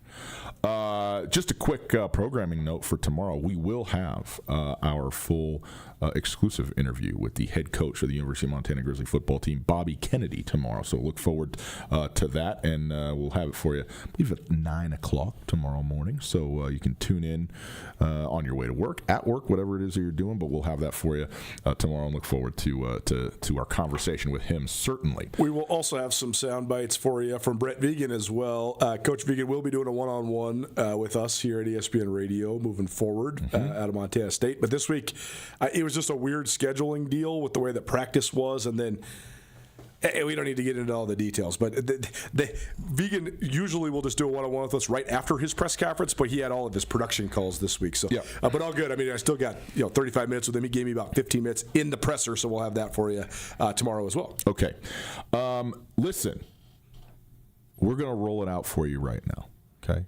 Officially open for business, the Tootell Nuanez answering machine. Yeah, some of you have already made use of this phone number, have already left us messages, ranging from the egregious to the lovely and kind to the funny and cheeky, and we're here for all of it. I mean, we want the criticisms, we want the adulations, we want the laughs, whatever you got for us. And I'm going to give you a couple things here in a moment. But 406-888-1029, that's the phone number. The voicemail is open, it's operable, it's 24 hours a day, 7 days a week. When you got something on your mind that you think we might be interested in, you call us, you leave us a voicemail. What were you going to say there, Colton? Well, I mean, I've learned so much about myself from these voicemails already. I've learned that we're both super rich, that we're really good at negotiating our contracts, or maybe not good at all. People are concerned that you're half blind, which is fun. Half blind, and also that I need to hit you more. Hit you? Okay, we don't. That's what we don't need. I get plenty of bodily contact from my kids climbing on top of me. It's enough. All that I can handle. Here's the deal, too, though. Missoula has grown exponentially since we were kids, and I used to consider this a small town. It's not a city yet, though. Still, it's just a town. It's just a big town, but there's still a lot of small town elements. The point being that I know there's a lot of you out there that I know personally, and many of you out there that are my friends. And you guys all text in to my cell phone or the station line, which is awesome. Keep that going. Mm-hmm. But also just call us and leave us a voicemail, too, because it's going to get you entered in to win some prizes. That's right. So Alpine Touch has been good enough to sponsor the prize pack, which I just don't know how you do better, man, than getting yourself the best spices out there just by calling in and leaving us a voicemail. So 406-888-1029. Obviously, sports are... This is what we do. So you want to call and talk about your team, good, bad, otherwise, absolutely feel free. We're also going to give you some prompts, okay? Mm-hmm. And I'd like to give the people a prompt right now. And my prompt is not sports related on this particular one. But if you have, I every time I go to the store, I experience this, and it makes me insane. And I just want to know, really more than anything, if other people feel this way about this. But when I go to the grocery store and I go to the checkout, 9 times out of 10, it's like it's in the HR stuff when you start there. Like, this is what you say. Did you find everything you were looking for? That's what they say to you when you're checking out. Am I standing here? If I hadn't found everything, where would I be? Looking for it. Not here with all the stuff that I got to leave. But most people just give up. What if there is something you couldn't find? Here's the thing. I've thought about that. What is that a legitimate question? So you, Mr. or Mrs. Teller, are going to sit here, 6 people in line behind me. I'm going to say, you know what? I didn't find everything I needed. Come with me. Show me. Show me where the clam chowder is located, please, because I could not find it in the fish section. And you're going to take a walk with me? It's not an honest question. So that's the first beef, okay? Because they don't actually want to know or care, or they're not even in a position to help you, even if you hadn't found anything. But also, if I hadn't found something, what am I checking out for? I came here to find the things that I need to buy, and now that I found them, I came to you. You don't ask me when I'm leaving the football game, hey, would you like a ticket? No, that's not the order of operation here. 406-888-1029. Do you find this egregious reality in our society as off-putting as I do? That's what I would like to know. Plenty of NFL talk and Bobby Kennedy and Brent Vegan and whatever else we can get to tomorrow. Anything else to add? No, I'm glad you looked at the clock. Yeah, I know you up here. I got my back to it. I'm helping you. Hayden's giving me, the countdown. Boys and girls, we'll see you tomorrow. It's ESPN Radio.